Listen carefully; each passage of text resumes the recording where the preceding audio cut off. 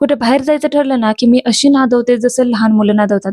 "Hello, मी स्वप्नाली. हा vlog आहे संडेचा." आणि इव्हिनिंगला मी गेली होती आमच्या शेजारच्यांच्या रूमवर.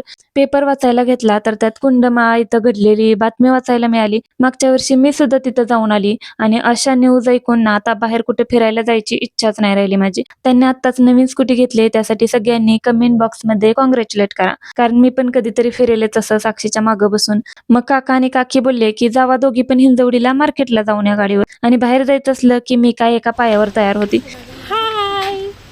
पळत-पळत आमच्या रूमवर जाऊन फक्त जॅकेट घातलं आणि आहे तसं दोघी पण हिंजवडीला निघालो. And look at my eyebrows किती छान दिसतायत ना. असं 15 दिवस प्लॉन करण्यासाठी थोडंसं रडावं पण लागतं. मार्केटमध्ये पोहोचलो, थोड्याफार भाज्या घेतल्या, 2-4 मकाची कणसं घेतली